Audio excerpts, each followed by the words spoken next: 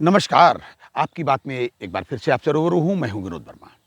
एक सीधी-सी बात है, बड़ी छोटी-सी बात भाई साहब आपसे पूछना चाहता हूँ कि आप अगर किसी से मिलें और आपको पता हो कि हमको इससे इतने समय तक मिलना है अथवा आप किसी मकान में रहें, आपको पता हो कि ये मकान सरकारी है और इस मकान को मुझे छोड़ देना है 2 साल में, 3 साल में, 1 साल में या 4 साल में, तो क्या उस मकान के प्रति आपका मोह होगा? उसके प्रति कुछ मोह बना पाएँगे? मुझे नहीं लगता। लेकिन फिर भी आप अपने कमेंट में बताइए, आप सोच रहे होंगे ये क्या कह रहे हैं। मैं अपनी बात पे सीधे अपने टॉपिक पर ही भाई साहब आता हूँ। आपने सुना होगा कि एक योजना है भारत सरकार की। सरकार बहुत सोच के बनाती है, लेकिन अब उनके एडवाइज़र कभी-कभी कुछ इधर-उधर की बातें भी करते हैं। एक अग्निवीर योजना है। अब वीर और अग्नि देखने में बड़ा अच्छा लगता है, नाम बड़ा सुंदर है भाई साहब। लच्छेदार नाम रखने में कोई हर्ज भी नहीं है। लेकिन उनकी नौकरी इतना कम समय की दी गई है, उनका उसी में उनका प्रशिक्षण भी होना है, उसी में उनसे काम भी लेना है, उसी में उनकी जाँबाज़ी की भी बातें होनी हैं और देश प्रेम का निखार भी उसी में। इसका मतलब ये नहीं कि आम नागरिक में देश प्रेम नहीं है। मैं आपको बता दूँ, जो रेगुलर सैनिक होते हैं, सेना में एक पद होता है, मैं आपको आपकी जानकारी के लिए बता देता हूँ। बहुत पहले से होता है, उसका नाम है धर्मगुरु। धर्मगुरु का कार्य ये है कि अपने जो रेगुलर सैनिक हैं, उनको वो बीच-बीच में अपना प्रवचन देता है, जैसे हम लोग अपने घर में कथा वार्ता या जो भी अपने कराते हैं कभी-कभी, तो ऐसे ही वो प्रवचन देता है। देश के प्रति समझ लीजिए एक समर्पण का, त्याग का, बलिदान की वो बातें करता है। तो उससे एक ऊर्जा का संचार होता है और सैनिकों के मन में होता है कि हम देश के लिए क्या न करें, क्या कर डालें कि हमारा बलिदान भी हो तो देश के लिए हो। ये बातें उनके दिमाग में उभर के आती हैं और फिर बड़ी वीरता से वो अपना काम करते हैं। और आप देखते होंगे, हम सबको अपना नाज है अपने भारत की सेना पर, देश की एक-एक सैनिक पर हमें नाज है भाई साहब। और आजकल जब उसको खुद सैनिक को पता हो कि भाई साहब टोटल नौकरी हमारी 4 साल की है और हमारा इसमें कोई पेंशन नहीं, सिर्फ टेंशन है, पेंशन नहीं। टेंशन ये है कि 4 साल बाद क्या करेंगे। फिर आप कहेंगे साहब कहीं कुछ हो ही जाए, तो सही बात ये है, कंट्रोवर्सी वाली बात पे मैं नहीं जाना चाहता, लेकिन सच्ची बात यह है कि उनका जो इंश्योरेंस होता है उसको भी उनके पैकेज में जोड़ करके बताया जाता है कि साहब इनका तो इतना पैकेज है।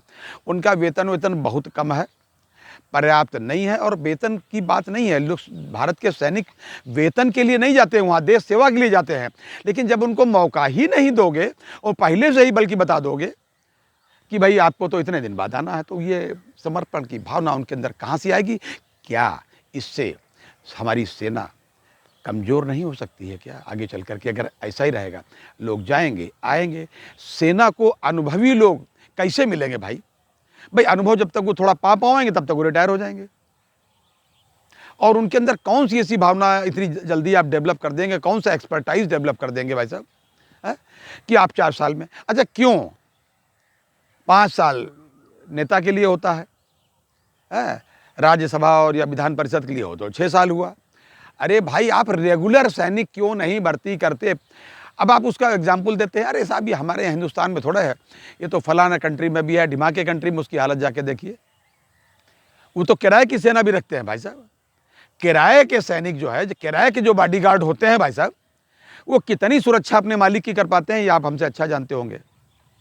आपका अपना भाई हो, जिसके अंदर इमोशंस हों, कि भाई ये लगे, वो दिल से जुड़ा हो, वो चाहेगा कि हमारे प्राण चले जाए लेकिन मेरे भाई की जान नहीं जानी चाहिए, तो वो तो जान अपनी दे देगा। लेकिन जो किराए की आप जो नहीं खरीद के लाते हैं दिखाने के लिए, उनसे भाई साहब ये जागृत नहीं होगा देश प्रेम।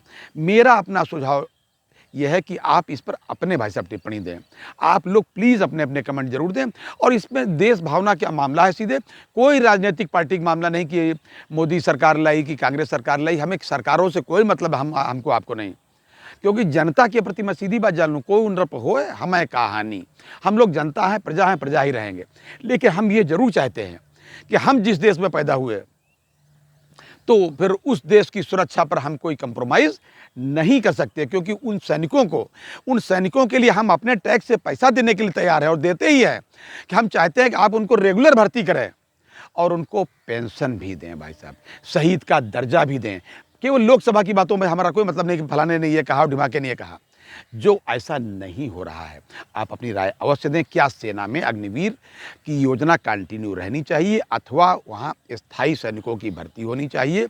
और चलते-चलते एक बात और इसी मामले में कि जो जानकारी मुझे प्राप्त हुई है कि कई वर्षों से रेगुलर सैनिकों की भर्ती नहीं हो रही है, जबकि प्रतिवर्ष हज़ारों की संख्या में सैनिक रिटायर हो रहे हैं। नेताओं को लगता है अरे साहब युद्ध तो हुआ ही नहीं, ये तो ऐसे तनख्वाह ले रहे हैं। अरे आप इसकी चिंता छोड़ दीजिए। नेताजी, रात में जब आप सो तभी पाते हो जब ये सैनिक बॉर्डर पर होते हैं भाई साहब। आपको भूलना नहीं चाहिए, संसद पे जब हमला हुआ था तो किसी सिपाही ने ही आप सबकी, चाहे जिस किसी पार्टी को, कांग्रेस के, बीजेपी के, फलानी पार्टी के, ढिमाकी पार्टी के, रक्षा तभी हुई थी जब सैनिकों ने, सिपाहियों ने अपनी जान दी, अपनी जान कुर्बानी करके तब आपकी रक्षा की थी। किसी अग्निवीर ने नहीं की थी। नाम अग्निवीर रख देने से नहीं काम चलेगा। प्लीज़ आप अपने कमेंट इस पर ज़रूर दें। ये थी आज की लिए आपकी बात, आपकी अपनी बात। अपनी बात पर पूरा ध्यान दीजिए। जय हिंद, जय भारत, नमस्कार।